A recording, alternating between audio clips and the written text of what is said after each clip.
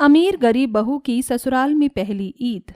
गरीब बहू के मायके के दो जने आकर डाइनिंग टेबल पर बैठे हैं, जहां बहुत सारा खाना सजा हुआ है। नई कपड़ों में सास और दोनों बहुएं भी हैं।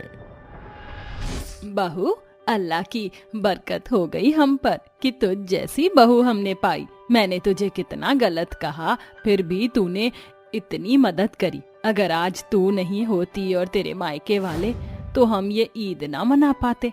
मैं कैसी मजबूर सास हूँ कि खुद से तुम दोनों की पहली ईद नहीं मनवा पाई। रुकैया, हमें मुआफ कर दो। हमने तुम्हारे साथ बहुत नाइंसाफी की, जिसका कोई मुआफी भी ना नसीब हो। शायद हम अल्लाह से कैसे नजर मिला पाएंगे। बाजी, जो हो गया उसे भूल जाइए। अब एक नए आज की शुरुआत करते हैं। हम अपने ससुराल में पहली ईद को खुशी के रंगों से सजाते हैं। आखिर सास सलीमा और जेठानी रुखसार ने रुकैया के साथ ऐसा कौन सा सुलूक किया था जिस वजह से दोनों हाथ जोड़कर माफी मांग रही थी? आखिर क्यों वो अपने ससुराल में पहली ईद मनाने के लिए मोहताज थे? पूरी बात क्या है, ये जानने के लिए हमें कहानी में कुछ समय पीछे जाना होगा, जहां सलीमा अपने दोनों बेटे रशीद और फरहान की शादी रुखसार और रुकैया से करवा देती है। बड़ी बहू रुखसार अमीर घर से थी, तो वो दहेज में AC, double bed, double door fridge लेकर आती है। तो वहीं गरीब बहू रुकैया सिंगल बेड, कूलर और 2 चांदी के सिक्के के साथ एक बक्सा लाई थी। सलीमा दोनों बहू के सर से पैसा घुमाकर उड़ा देती है और उन्हें शगुन देकर चौखट पार कराती है और साथ ही कहती है, अल्लाह की रहमत से आखिरकार मेरे दोनों बेटों की शादी अच्छे से हो गई। अल्लाह इनकी जिंदगी में बरकत करना। माशाअल्लाह, वल्लाह वल्लाह, मेरी गोरी बहू बड़ी सुंदर है। शुक्रिया अम्मी जान। एक तू है और दूसरी ये है काली कलूटी और गरीब घर से आई। अरे जरा इसके घर का दहेज तो देख, क्या लाई है। चटाई, बक्सा, कूलर, सिंगल बेड। अरे बच्चों को क्या अपने सिर पर सुलाएगी जब वो हो जाएंगे। अरे जरा बड़ी बहू को देख, अपने घर से डबल डोर का फ्रिज लाई है, एसी लाई है, डबल बेड लाई है। और मेरी अमीर बहू कितनी अच्छी है, गोरी है। पता नहीं मौलाना जी ने कैसी लड़की से मेरे बेटे का निकाह करवा दिया। अम्मी जान, ये सब मुझे खबर नहीं है। मेरे अम्मी अब्बू को आपके घर पर निकाह का रिश्ता आया तो उन्होंने कबूल कर लिया। मैंने तो यही सोचा कि मैं आपको पसंद आ गई होंगी, पर यहाँ तो आपके मिजाज ही अलग लग रहे हैं। ऐसी कोई बात नहीं है, मैं तुम्हें बहुत पसंद करता हूँ रुकैया। वाह मेरे लाल, ऐसे ही जोरू का गुलाम बनना और अपनी अम्मी के सामने अपनी बेगम की साइड लेना, बहुत बढ़िया। अब अपने पैर पर कुल्हाड़ी मारने के अलावा मैं कुछ कर भी नहीं सकती थी। अब तू आ गई है तो ठीक है, जाओ आराम करो अपने कमरे में। सलीमा नाक सिकोड़ कर अपने बहू बेटों को कमरे में जाने के लिए कह देती है। अगले दिन सभी अपने कमरे में सुबह की 5 बजे पहली नमाज पढ़ते हैं, जहां अजान की आवाज आती है।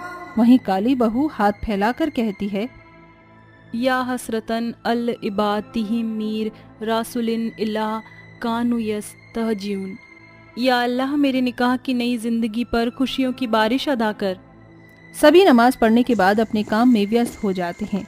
वहीं रुकैया बहू घर की सारी सफाई करने के बाद लजीज नाश्ता तैयार कर देती है, जबकि रुखसार अमीर बहू कुछ नहीं बनाती। तो रुकैया कहती है, अरे बाजी, आप पहली रसोई के मीठे में कुछ नहीं बनाएंगी क्या? तुमसे किसी ने बोला कि पहली रसोई में बनाना ही पड़ेगा?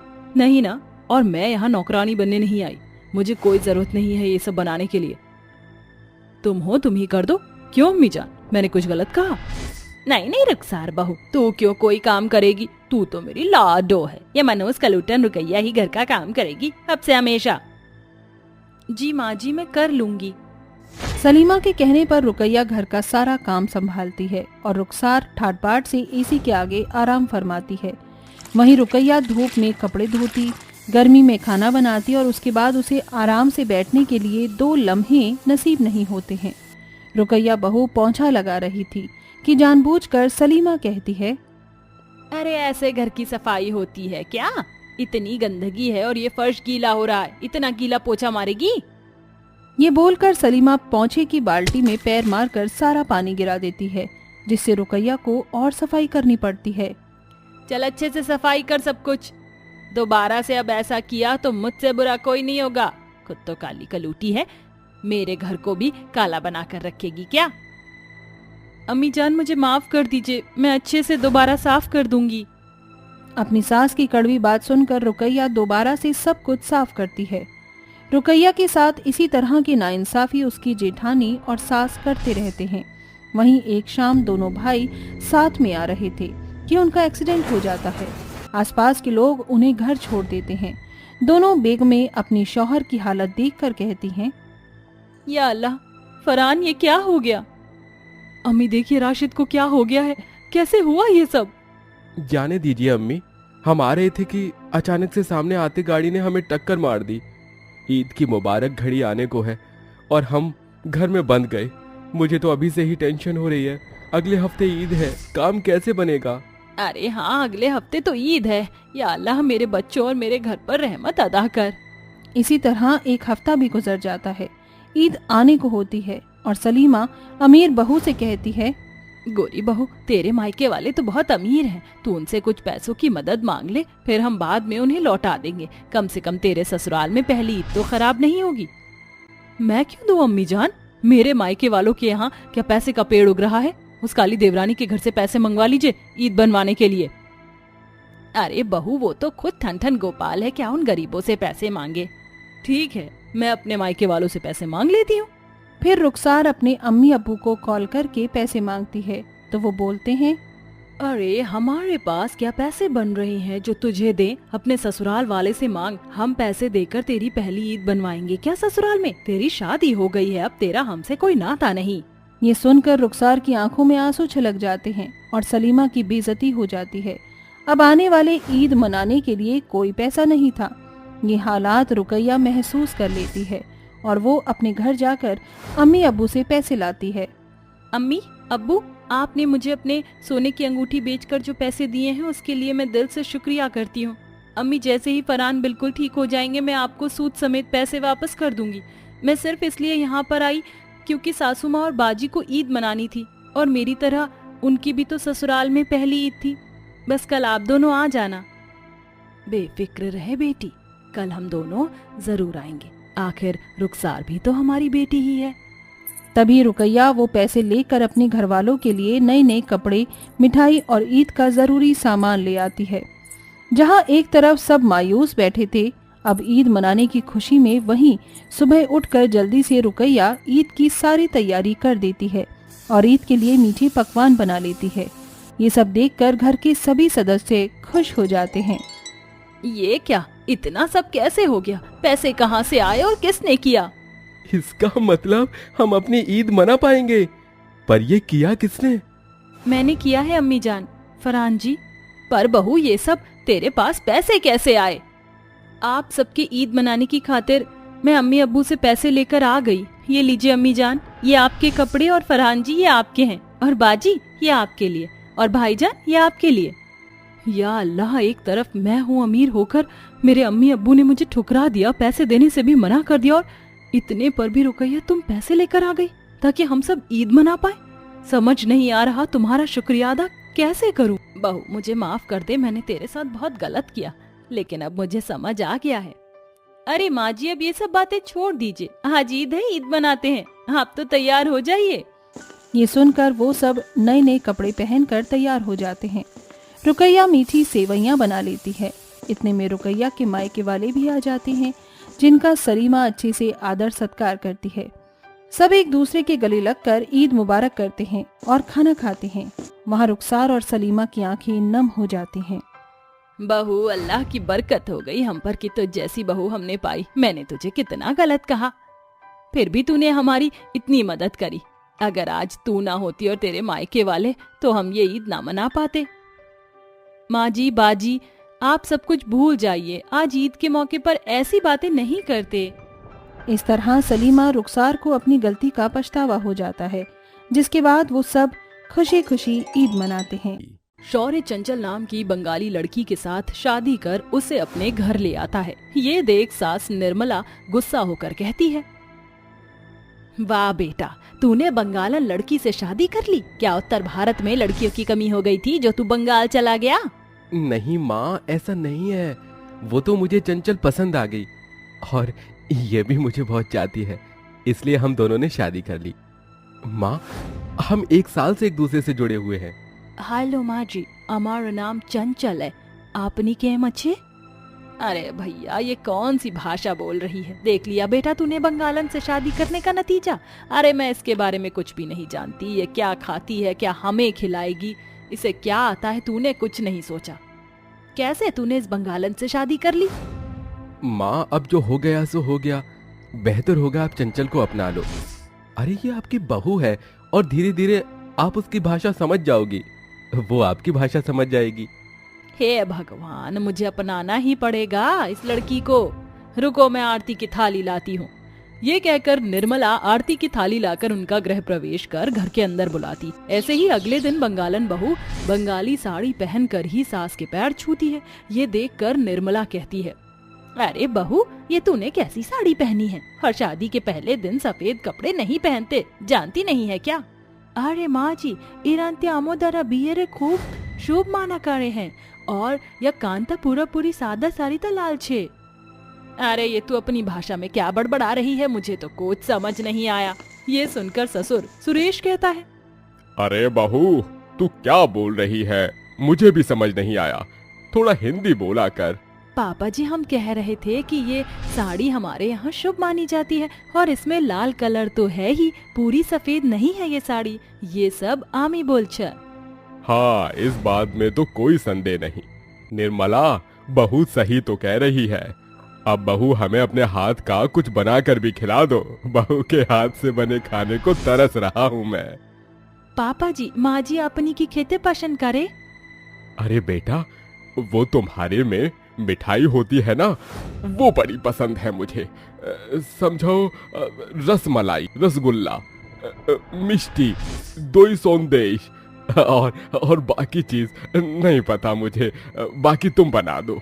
ये तो ऐसे फरमाइश कर रहे हैं जैसे बंगाल से बहू नहीं कोई शेफ आया है जो खाना बनाने के लिए बता रहे हैं। बहू, पहली रसोई में जो खाना बनता है मीठा और नॉर्मल, वो बना लो, जाओ।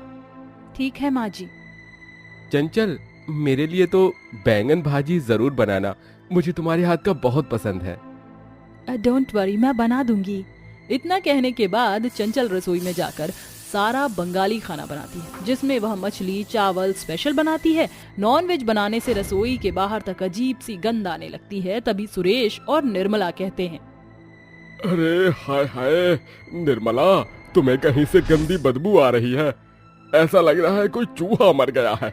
जरा देखो तो सही, बर्दाश्त नहीं हो रहा।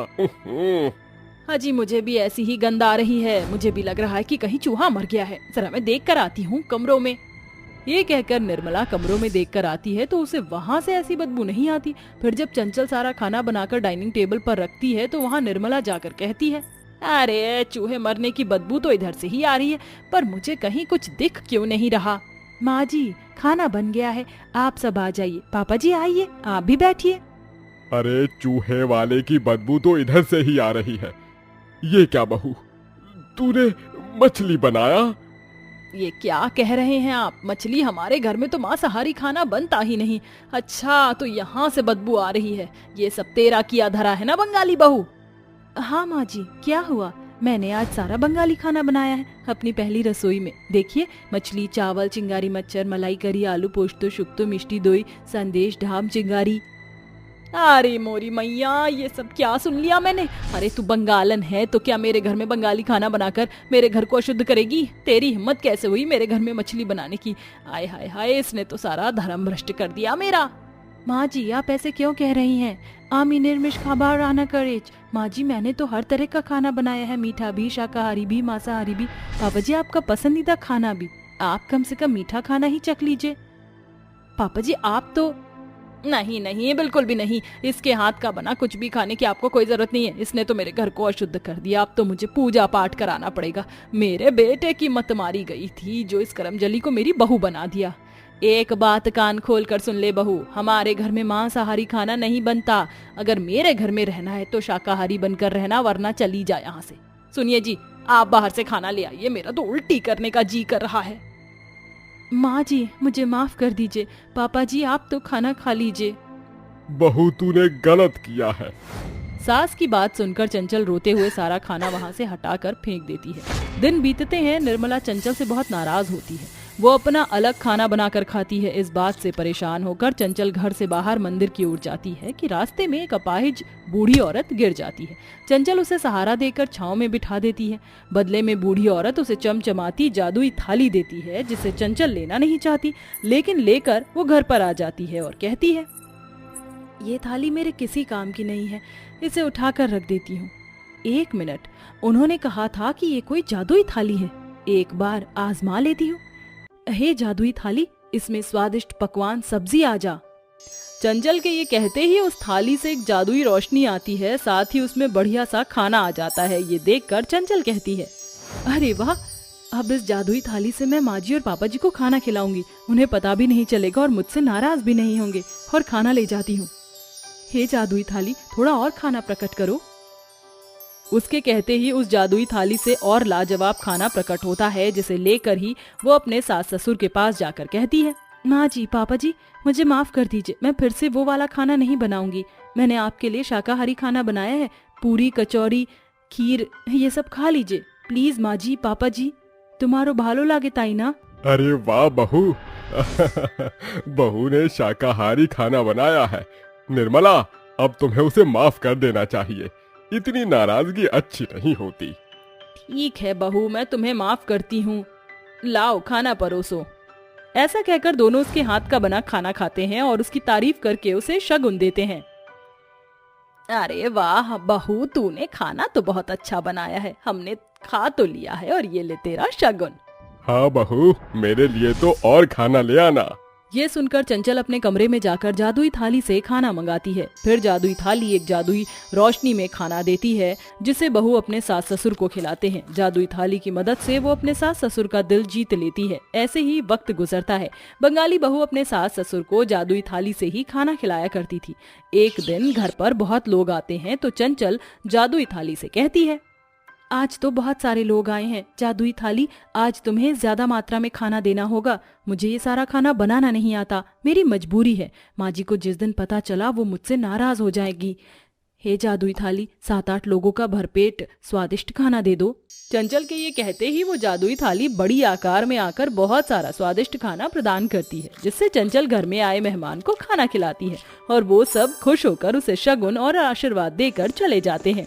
जादुई थाली से दोबारा खाना लाने पर निर्मला उसे देख लेती है और वो कहती है, मुझे तेरे बारे में पता चल गया है, तू इतने वक्त से मुझे जादुई थाली से खाना खिला रही थी, तूने क्यों नहीं बनाया? क्योंकि माँ जी, ना तो मुझे खाना बनाना आता और ना ही आप मेरे हाथ से खाती। फिर मुझे एक दिन जादुई थाली मिली तो मैंने उससे ही सबको खाना खिलाया। मुझे माफ कर दीजिए माँ जी। एक बार तू मुझे कह देती तो मैं तुझे डांटती पर सिखाती भी, लेकिन अब मैं तुझे खाना बनाना सिखाऊंगी। कब तक तू इस जादुई थाली के भरोसे रहेगी? बिल्कुल सही कहा माँ जी आपने। निर्मला अपनी बंगालन बहू को खाना बनाना सिखाती है, जिसके बाद बंगालन बहू को खाना बनाना आ जाता है और फिर कभी उसे जादुई थाली की मदद की जरूरत नहीं पड़ती और सब खुशी खुशी रहने लगते हैं। बेटी, मैं बस यही कहना चाहती हूँ कि तुम अब अपने आगे की जिंदगी अच्छे से बिताओ। माँ, मैं आपका शुक्रिया अदा भी करना चाहती हूँ।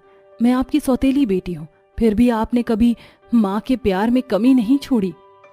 अरे पगली, तू कैसी बातें कर रही है? तू मेरी ही बेटी है और तू जानती है ना, मैंने तेरे पिता को तेरी जिम्मेवारी का वचन दिया था। उनका वचन आज मैंने निभाया। उनकी आत्मा को आज शांति मिली होगी। अगर तेरे पिता हमारे साथ होते तो बहुत खुश होते तुझे दुल्हन के जोड़े में देखकर। ये सुनकर सोनाली रोने लगती है। बस करो सोनाली, तुम्हें रोने की जरूरत नहीं है।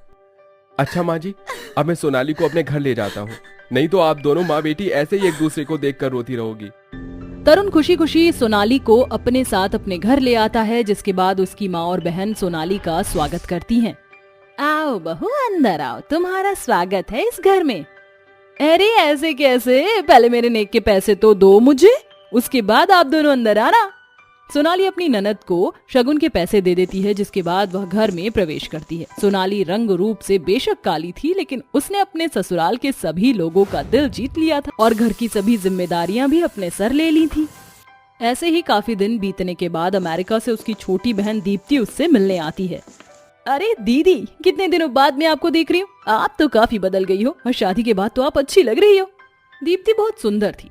सोनाली के घर वाले दीप्ति को देखते ही रह जाते। वहीं जब तरुण पहली दफा दीप्ति को अपने सामने देखता है, उसकी नजर दीप्ति के चेहरे से हटती ही नहीं। ये कौन है?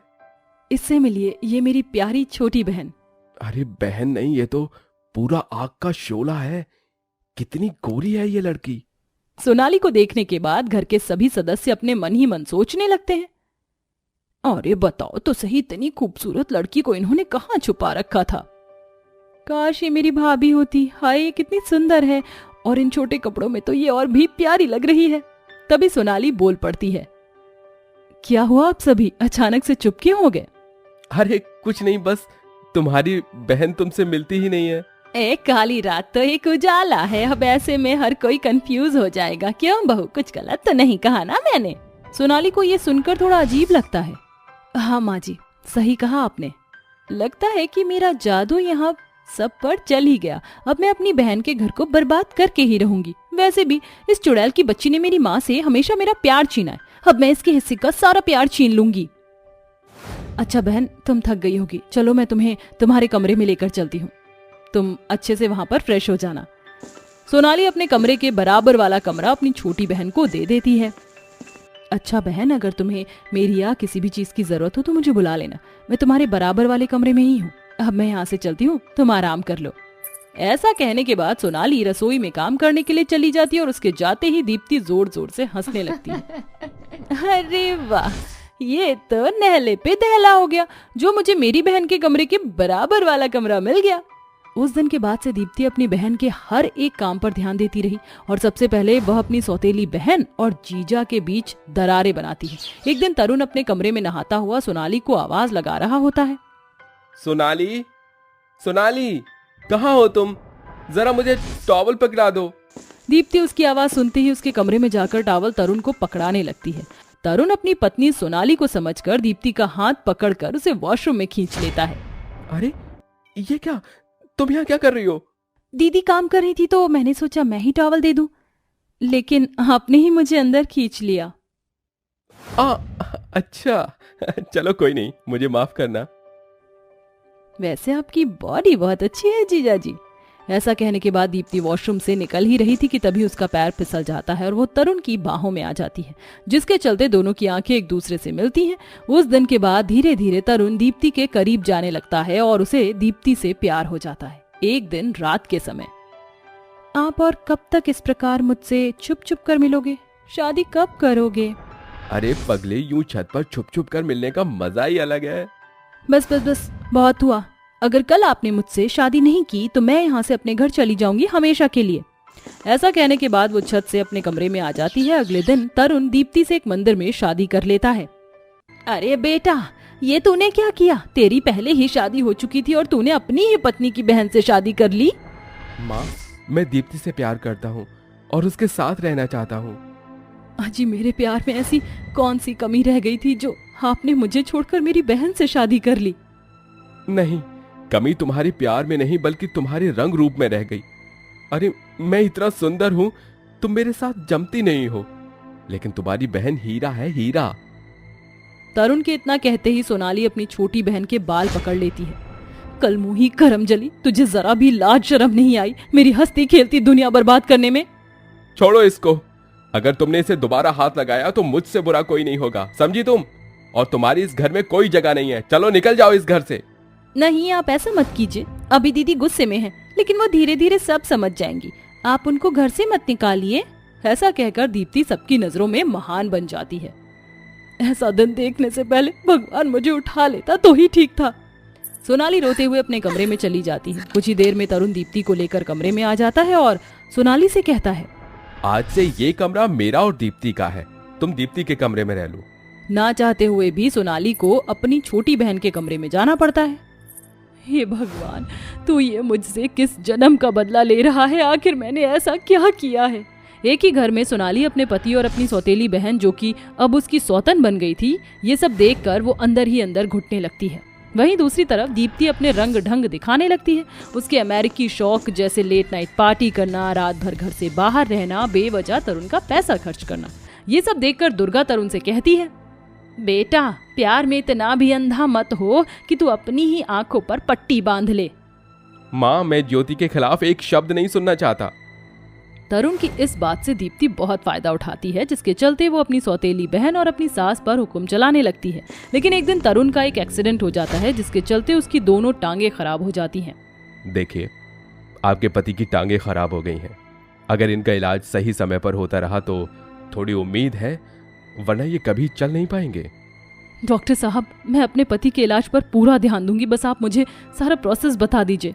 सोनाली डॉक्टर से पूछने चली जाती है और दीप्ति तरुण से कहती है, ओहो, तुम्हारे ये ड्रामे मेरे बस के नहीं है देखना। लाओ बेबी, मुझे पैसे दो, मुझे पार्टी के लिए देरी हो रही है।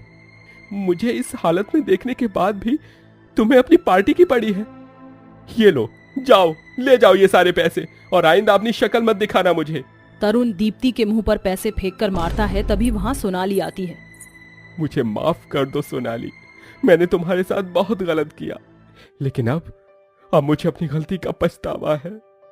जो हुआ उसे भूल जाइए, सब कुछ ठीक हो जाएगा। वहां खड़ी दीप्ति को भी अपनी गलती का एहसास होता है, जिसके चलते वह सभी को अपनी पूरी सच्चाई बताती है। मैं बहुत बुरी हूं, मुझे माफ कर दीजिए आप सभी। तुम्हें तुम्हारी गलती का एहसास है, इतना ही काफी है। आज से हम दोनों बहनें अपने एक ही पति के साथ खुशी खुशी रहेंगी। सोनाली का फैसला सब मान लेते हैं, जिसके बाद दोनों सौतेली बहनें एक ही पति के साथ खुशी खुशी रहने लगती हैं।